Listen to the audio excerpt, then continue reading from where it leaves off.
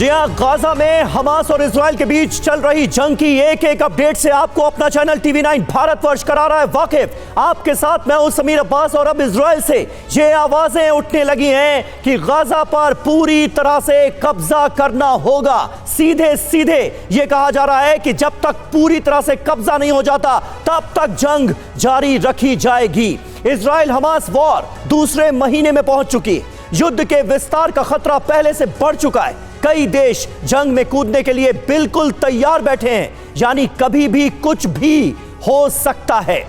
और इजराइल ने दो टूक कह दिया है कि ऑपरेशन नहीं रुकेगा। नेतन्याहू गाजा मिशन को अधूरा नहीं छोड़ेंगे। दरअसल इजरायली प्रधानमंत्री ने अपने उस बयान को और भी दमदारी से दोहरा दिया है कि हम गाजा पहुंच चुके हैं और वहीं रहने वाले हैं। जाहिर है इजराइल और नेतन्याहू का यही रुख अमेरिका को परेशान कर रहा है। व्हाइट हाउस दुविधा में नजर आ रहा है, लेकिन इजरायली फोर्स को इस बात से कोई लेना देना नहीं कि दुनिया कैसे रिएक्ट कर रही है।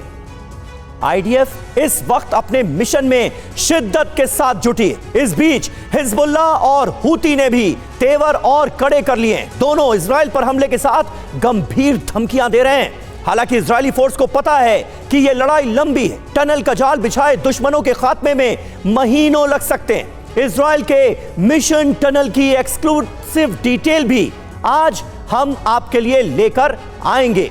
शुरुआत बड़ी खबर के साथ कर रहे हैं और यह बड़ी खबर है हिजबुल्ला के एक्शन से जुड़ी।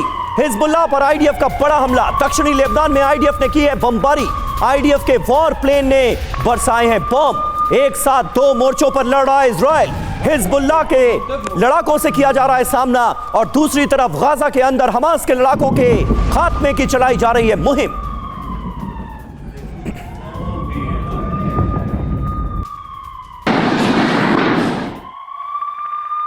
और इस बीच हमास के टनल्स को लगातार उड़ा रही है आईडीएफ। काउंटर अटैक का मौका नहीं दिया जा रहा है। टनल में हमास के ठिकानों पर नजर है आईडीएफ के जवानों की। आईडीएफ ने जारी किया है टनल उड़ाने का वीडियो और वो वीडियो इस वक्त आप TV9 भारतवर्ष पर देख सकते हैं। देखिए कैसे हमास की टनल्स तक पहुंचा जा रहा है और उन्हें विस्फोट के जरिए किया जा रहा है नष्ट।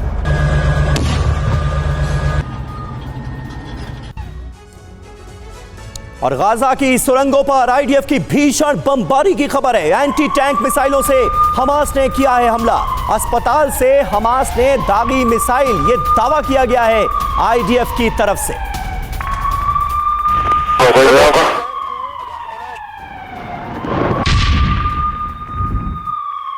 और उधर लेबनान बॉर्डर भी लगातार सुलग रहा है। दक्षिणी लेबनान पर ताबड़तोड़ हमले जारी हैं। हवाई हमलों से दहला लेबनान।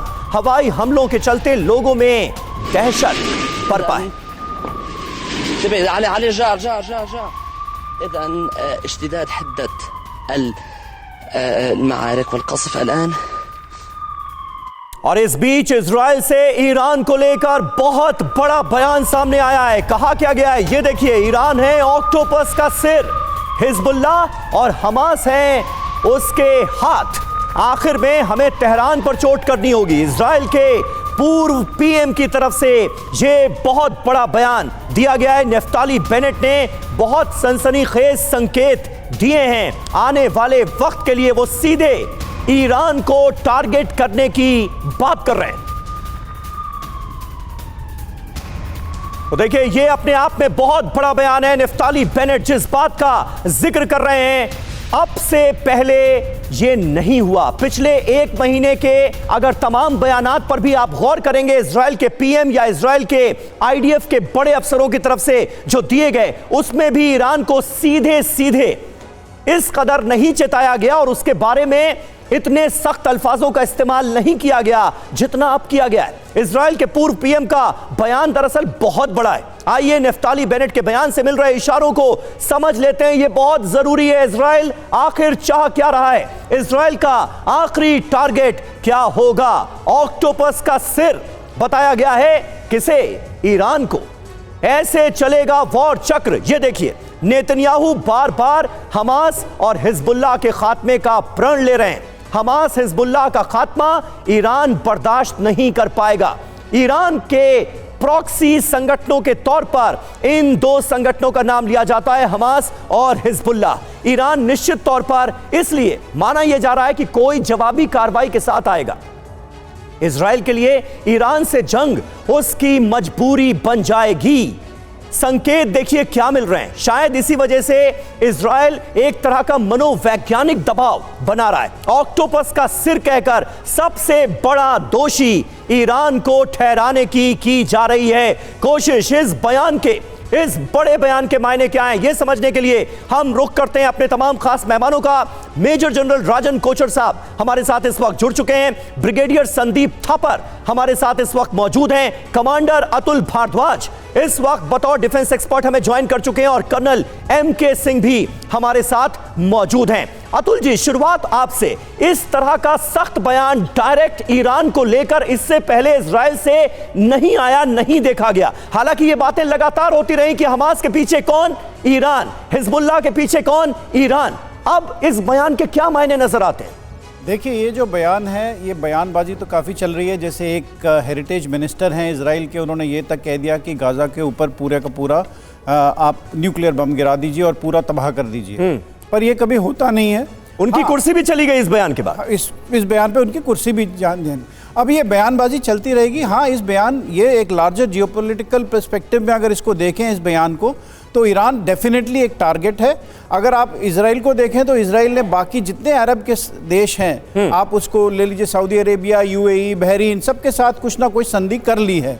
जहां उसकी प्रॉब्लम पूरे रीजन में आती है वो ईरान को लेकर आती है। और अगर आप ईरान देखें तो ईरान एक रशिया, चाइना और ईरान, उसका भी एक बड़ा एक्सेस है जो कि लार्जर, अगर US के जियोपॉलिटिकल पर्सपेक्टिव से देखें तो उसमें भी आता है। तो ईरान को चोट पहुंचाना US के भी हक में है और ईरान को चोट पहुंचाना इजराइल के भी हक में है। तो ईरान के ऊपर ये लगातार प्रेशर बनाए रखेंगे और ईरान को और हिजबुल्लाह को भी, अगर ऐसा चलता रहा तो ये आपने जैसे कहा कि ये भी हो सकता है कि भड़काया जाए इस वॉर को और भड़के।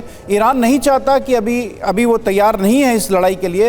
हिजबुल्लाह को वो अभी पूरी तरह से नहीं झोंकना चाहता इस लड़ाई में, क्योंकि वो उसका एक ब्रह्मास्त्र टाइप है, वो जिसको कि इस्तेमाल करेगा कि अगर उसकी अपनी टेरिटरी पे अटैक हो तब उसको पूरी तरह से इस्तेमाल करना चाहता है। ठीक बात है, लेकिन हिजबुल्लाह का इस्तेमाल शुरू हो चुका है, इससे भी इनकार नहीं किया जा सकता। मौजूदा सूरत हाल साफ तौर पर इस बात का इशारा कर रही है कि आने वाले वक्त में यह जंग और भयंकर हो सकती है। गाजा सिटी पर भीषण बमबारी की खबरें हैं। एक साथ कई हिस्सों पर की गई है बमबारी, जगह जगह उठता दिखा धुआं।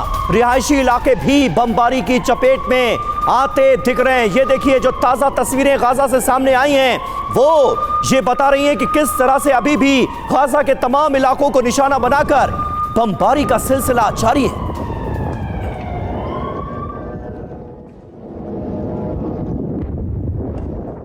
ये देखिए आपने TV9 भारतवर्ष पर गाजा की ताजा तस्वीरें। आइए देखते हैं गाजा की इस वक्त स्थिति है क्या, कैसे हैं गाजा में हालात। रिहायशी इलाकों और हॉस्पिटल्स पर भी लगातार हमले हो रहे हैं इजराइल की तरफ से। फिलिस्तीनियों की मौत की संख्या आप देखिए कहां पहुंच गई है। 10,300 का यह बड़ा आंकड़ा हमारे सामने है। ऐसे वक्त में जब जंग दूसरे महीने में प्रवेश कर चुकी है, 10,300 लोगों की मौत। मारे गए लोगों में 2/3 महिलाएं और बच्चे शामिल हैं। तो बड़ी तबाही हुई है गाजा में।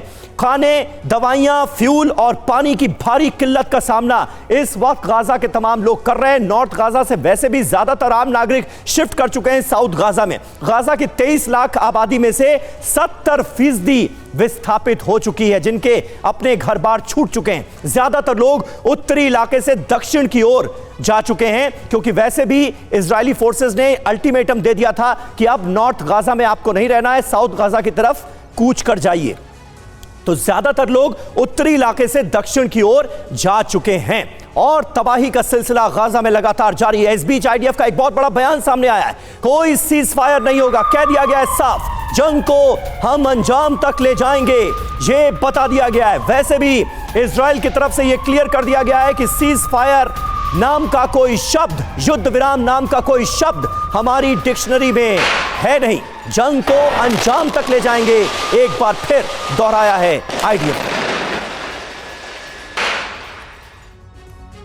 और आइए देखते हैं कि हमास प्रवक्ता की ओर से क्या कुछ और कहा गया है, क्या बड़ी बातें जिसका जिक्र हुआ है। ये जंग रुकेगी नहीं, हमारी ओर से कोई सीज फायर नहीं होगा। हमास के आतंकी भी खुद ऐसा कह रहे हैं, हम लगातार आगे की ओर बढ़ रहे हैं। ये एग्जैक्ट बयान है जो आईडीएफ की तरफ से जारी किया गया है। एक महीने की कामयाबी देखिए क्या गिनाई गई है। ठिकानों पर हमले किए कितने, 14,000 ठिकानों पर हमले किए, 100 टनल नष्ट कर दी गई, 4,000 से ज्यादा बड़े हथियार नष्ट कर दिए और 240 बंधक हमास के पास अभी भी कैद हैं। उनके बारे में कोई जानकारी नहीं मिल पाई है। सोचिए आप, अमेरिकी इंटेलिजेंस लगी हुई है, मोसाद लगी हुई है, लेकिन अभी भी उन बंधकों के बारे में कोई जानकारी नहीं मिल पा रही है जिन्हें हमास ने अपनी कैद में न जाने किस टनल में, न जाने किस बंकर में रखा हुआ है। मेजर जनरल राजन कोचर साहब, अब 1 महीने से ज्यादा इस जंग को हो गए, जंग दूसरे महीने में प्रवेश कर गई।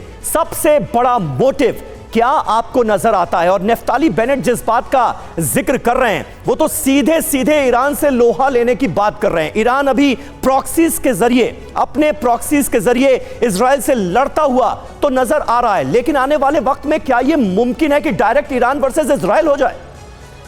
देखिए समीर, मुझे नहीं लगता कि ईरान इस लड़ाई में डायरेक्टली शामिल होगा, बिकॉज अगर ईरान शामिल होता है तो ईरान का भी बहुत नुकसान हो जाएगा। और आपको अभी नहीं, ईरान तो नहीं शामिल होगा, लेकिन यहां से बातें जो हो रही हैं वो इजराइल की तरफ से हो रही हैं कि ईरान पर हमें हमला करना होगा, ईरान को ऑक्टोपस का सिर बताया जा रहा है। नहीं, अभी वो आई डोंट थिंक कि वो स्टेज आई है लड़ाई में जिसमें इजराइल ईरान के ऊपर हमला करेगा। और दूसरा, आपने एक और डेवलपमेंट आपने देखी है कि सऊदी अरेबिया ने अपनी रियाद में यूनाइटेड स्टेट्स को अपनी एंटी मिसाइल सिस्टम्स लगाने के लिए परमिशन दे दी है। तो इसका एक मकसद ये है कि जो यमन से फायरिंग आ रही है हौथीज़ की, उसको रोकने के लिए। और जहाँ पे हज़बुल्लाह का सवाल है, हज़बुल्लाह के पास ईरान की ऐसी मिसाइल्स हैं कि जो इज़राइल के सिटीज़ तक स्ट्राइक कर सकती हैं। तो वो एक लड़ाई का फ्रंट खुल सकता है और ईरान चाहेगा कि वहाँ से वो फ्रंट खुले। और इज़राइल डायरेक्टली ईरान से कन्फ्रंटेशन अभी नहीं लेना चाहेगा, बिकॉज अभी उसका जो फोकस है वो गाज़ा में है और हमास के साथ है। वो जब तक हमास का खात्मा नहीं करेगा, ये सेकेंड स्टेज की वॉर होगी। आप देखेंगे इसमें अमेरिका भी शामिल होगा, जिसमें ईरान के ऊपर अंकुश डालने की बात होगी। और 12 नवंबर को आप जानते हैं OIC की मीटिंग है रियाद में, जिसमें ईरान का फॉरेन मिनिस्टर भी आ रहा है। तो हम इस मीटिंग को भी हमको ऑब्जर्व करना चाहिए, वॉच करना चाहिए कि जो मुस्लिम अरब नेशंस हैं उनका क्या उसको रुख बनता है इस लड़ाई के ऊपर। बिल्कुल सही बात है, OIC का क्या रुख होता है ये देखने वाली बात होगी। और अगर ऐसा होता है, ईरान वर्सेस इजराइल की जंग होती है, तो फिर यकीनन ये वॉर वर्ल्ड वॉर में तब्दील होते हुए हम देखेंगे, क्योंकि ऐसे में रूस जो है वो ईरान के साथ खड़ा नजर आएगा। इस बीच गाजा पर बमबारी का एक और वीडियो सामने आया है। ग्राउंड फोर्स को सपोर्ट के लिए की जा रही है बमबारी, रिहायशी इलाकों को भी बनाया गया है निशाना। ऐसे वक्त में जब ग्राउंड ऑपरेशन बड़े पैमाने पर आईडीएफ की तरफ से चलाया जा रहा है, गाजा के अंदर बमबारी के जरिए ग्राउंड फोर्स को सपोर्ट भी दिया जा रहा है।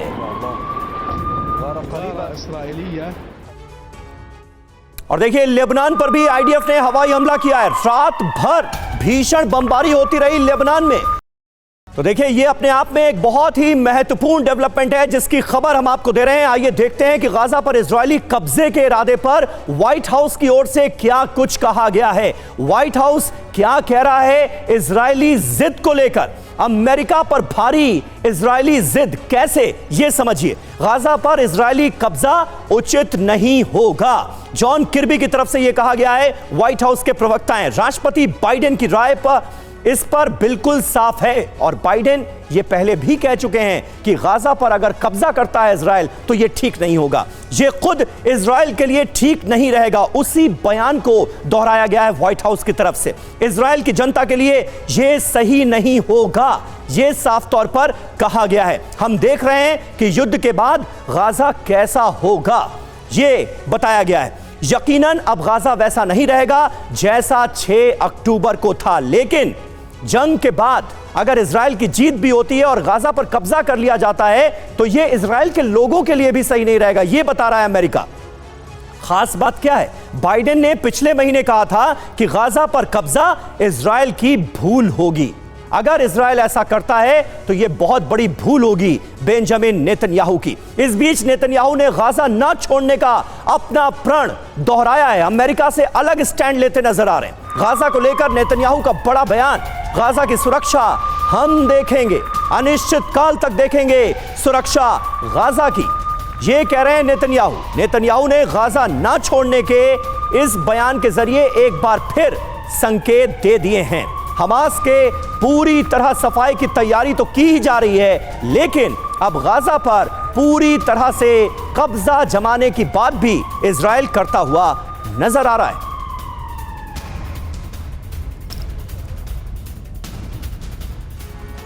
और आइए अब देखते हैं कि अगर इजराइल गाजा पर कब्जे की अपनी योजना से पीछे नहीं हटा तो क्या क्या हो सकता है, क्योंकि अब इसके आसार नजर आने लगे हैं। इजराइल का गाजा तब क्या होगा, मान लिया जाए, अगर यह तस्वीर कर लिया जाए कि पूरी तरह से इजराइल का कब्जा हो गया गाजा पर, तो फिर क्या होगा। बड़ा विरोध झेलना पड़ सकता है इजराइल को, धर्म संकट में फंस सकता है कौन, अमेरिका, वो अमेरिका जो इजराइल के साथ नजर आ रहा है। ईरान फिर जंग में खुलकर सामने आ सकता है, इसके भी आसार बढ़ जाएंगे, आशंका बढ़ जाएगी। चीन और रूस इजराइल के बहाने अमेरिका को चुनौती देते नजर आएंगे। मुस्लिम वर्ल्ड को भी एकजुट होने का मौका मिलेगा, यह गोलबंदी और आगे बढ़ेगी। विश्व के लिए खतरा क्या है, विश्व युद्ध के खतरे में होगा, यानी थर्ड वर्ल्ड वॉर के आसार जो हैं वो और बढ़ते हुए नजर आएंगे अगर ऐसा होता है तो।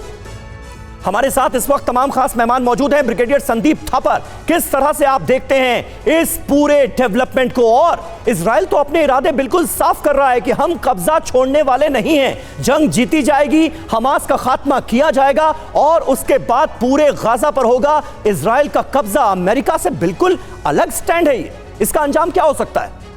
देखिए, अमेरिका के ऊपर तो प्रेशर आ रहा है, जिस हिसाब से जैसे आपने बताया 10,400 कैजुअल्टी हुई हैं उधर गाजा में, तो अमेरिका के ऊपर प्रेशर, इंटरनेशनल प्रेशर भी आ रहा है, इतनी सिविल कैजुअल्टीज, तो वो थोड़ा सा रेन इन करने की कोशिश कर रहा है इजराइल को कि थोड़ा सा रोक के। लेकिन इजराइल की एम बड़ी क्लियर है, हमास ने उनको एक मौका दिया है कि इस इलाके को, ये जो पट्टी है, इसको इस हिसाब से कब्जा किया जाए कि आगे हमास कुछ ना कर सके इन फ्यूचर ऑल्सो। तो मेरे हिसाब से जो उन्होंने दो भाग में बांटा है गाजा पट्टी को, पहले ऑपरेशन करेंगे और फिर एक जैसे कहते हैं कि बफर जोन बनाएंगे ताकि आगे आने वाले सालों में कभी ऐसी हरकत दोबारा ना हो सके और उसको कंट्रोल करेंगे। इसमें अगर पैलेस्टीनियन को, जो गाजा निवासी हैं, उनको प्रॉब्लम हो तो इजराइल को इससे कोई मतलब नहीं है। उन्होंने बोल ही दिया है, एक उनके मिनिस्टर ने बोल ही दिया है कि हर एक मुल्क 25,000 या 1.25 लाख पैलेस्टीनियंस को ले जाएगा तो ये इलाका मुक्त हो जाएगा और हमारे को मिल जाएगा, प्रॉब्लम भी खत्म हो जाएगी। तो उनको कोई इस बात की चिंता नहीं है और वो अमेरिका को भी ठीक है। लेकिन नागरिकों का जिक्र यहां पर बहुत जरूरी है। कर्नल एमके सिंह, आपका असेसमेंट क्या कहता है? ये तो देखिए मुमकिन नहीं कि 23 लाख लोगों को यहां से हटा दिया जाए या उन्हें नष्ट कर दिया जाए, उनकी जो हत्या है वो कर दी जाए, ये तो बिल्कुल पॉसिबल है नहीं। इजराइल जब ये कहता है कि गाजा पर हम पूरी तरह से कब्जा कर लेंगे, वो स्थिति अगर माइंड में रखी जाए, तस्वुर किया जाए उसका, तो वो स्थिति क्या गाजा के आम फिलिस्तीनियों के लिए एक बेहतर स्थिति होगी, जिस स्थिति में वो अभी रह रहे हैं, जिसका वो सामना अभी कर रहे हैं उससे? देखिए, जो अभी बेंजामिन नेतन्याहू साहब ने कहा है, उसका उद्देश्य उस पर कब्जा करने का तो मुझे नहीं लगता ऐसा है। उनका उद्देश्य केवल सुरक्षा की दृष्टि से अपना कंट्रोल स्थापित करना है पूरे गाजा पट्टी पर, और उसके लिए कई तरीके अपनाए जा सकते हैं। और जहाँ तक ये शासन का सवाल है, वो हिजबुल्लाह को देने की बात हो रही है और इसी परिप्रेक्ष्य में अपने एंथनी ब्लिंकन साहब भी गए थे अपने वेस्ट बैंक में, और उधर में उन्होंने बात की थी, हिजबुल्लाह के लीडर्स के साथ भी उनकी मुलाकात हुई है। तो मेरा ये सोचना है कि देखिए, लेकिन ट्रेजेडी तो बहुत बड़ी है। जितने पौने 2 साल में यूक्रेन रशिया युद्ध में लोग नहीं मरे हैं, उससे ज्यादा यहाँ मर चुके हैं। आप एम के सिंह साहब जो बात कर रहे हैं, एक बार फिर मुझे जरा समझाइए, हिजबुल्लाह के शासन की बात किसने की? हिजबुल्लाह कहां शासन करेगा? देखिए, मैं हिजबुल्लाह की बात नहीं करूंगा, मैं बोलूंगा पैलेस्टीनियन अथॉरिटी की। जी हाँ, पैलेस्टीनियन अथॉरिटी से बात हुई है, हिजबुल्लाह नहीं, पैलेस्टीनियन अथॉरिटी से वहां बात हुई है और उनका ही यहां पे शासन स्थापित करने की सोच रहे हैं, ऐसा इम्कान है।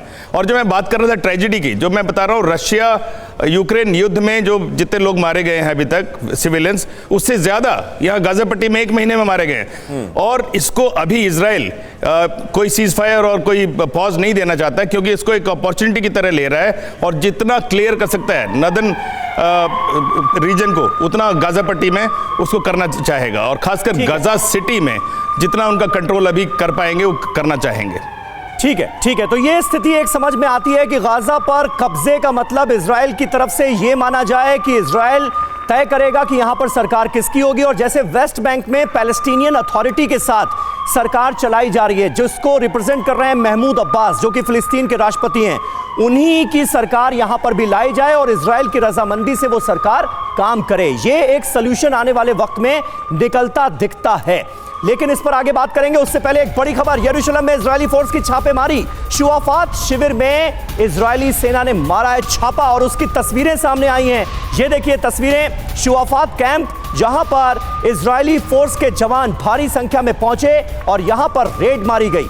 अब आप कहेंगे कि इसके पीछे मकसद क्या है? दरअसल यरूशलेम में हमास के सपोर्टर्स तक आईडीएफ पहुंच रही है, उनको चुन चुन कर निशाना बनाया जा रहा है और उनको गिरफ्तार किया जा रहा है। हमास के लड़ाकों का खात्मा और हमास के सपोर्टर्स की गिरफ्तारी, ये है मकसद।